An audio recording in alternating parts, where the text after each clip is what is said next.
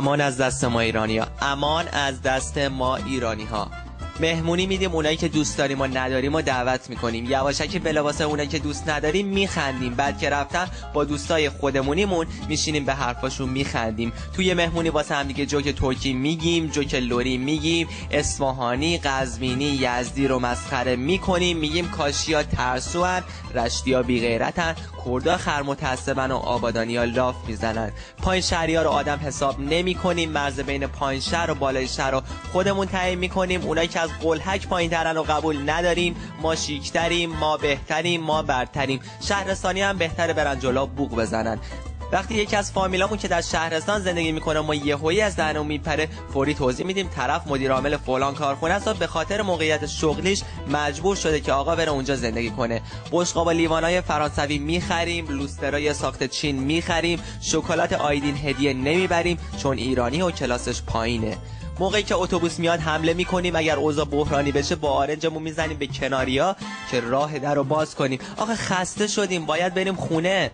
وقتی کسی نباشه هم همینطور که میشینیم توی اتوبوس ماژیکا برمیداریم و پشت صندلی یادگاری میرسیم که دفعه بعد که دوستمون سوار شد هنرمون رو بهش نشون بدیم. شب چهارشنبه سوری ترقه پرت میکنیم پشت پای زن همسایه که وقتی پرید بالا بخندیم. وقتی تیم فوتبال مورد علاقهمون توی مسابقه میبازه شیشه اتوبوس واحد رو میشکنیم. سینزه به در گل میزنیم به شهر، به طبیعت، به همه چی. یعنی همیشه این کارو میکنیم، نه فقط سینزه به درا.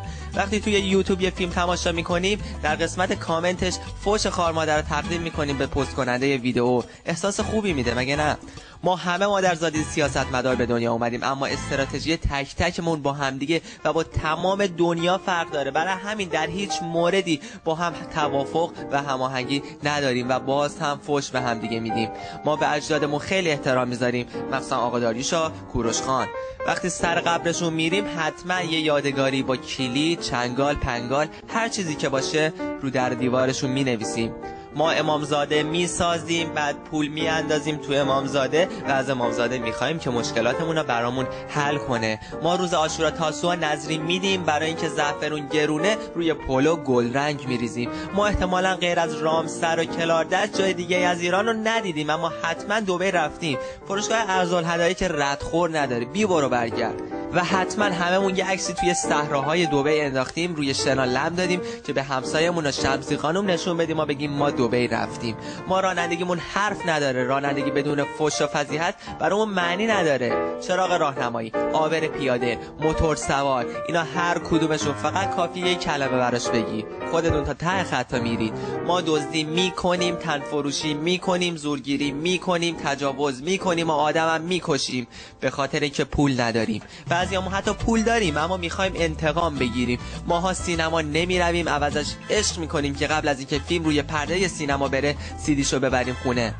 در ضمن ما عاشق پرویز پرستویی هم هستیم. دختری که عاشق ممرز گلزارن و پسرم نمیدونم، شاید هدیه تهرانی، نه اون دیگه پیر شده، مهناز افشار.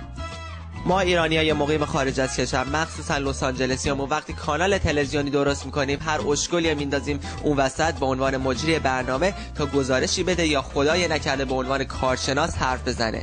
از هر 3 تا کلمه‌ای که میگه 4 تاش انگلیسی، اونم با 1000 تا اشوه و ناز و غمز شطوری و 100 البته تلفظ غلط و غلوط. ماها عاشق رقص عربی هستیم. هرچه سنمونم بالاتر میره علاقمون به این رقص که تا ابد یادش نمیگیریم هی بیشتر و بیشتر میشه. اصرار میکنیم که باید توی مهمونی ها هنرمون رو نشون بدیم. البته دوستان خیلی اصرار میکنن وگرنه ما همه خجالتی هستمون، رقصمون نمیاد. ما توی خیابون زل میزنیم به سینه زنها. کوچیک و بزرگ مهم نیست، مهم اینه وقتی خانومی نزدیک شد حتما یک مطلق آبدار نثارش کنیم. ما از این کارها خیلی میکنیم، اما 2 چیز برای ما خیلی مهمه. 1. ما هیچ وقت اجازه نخواهیم داد که روی هیچ نقشه‌ای خلیج فارس به خلیج عربی تبدیل بشه.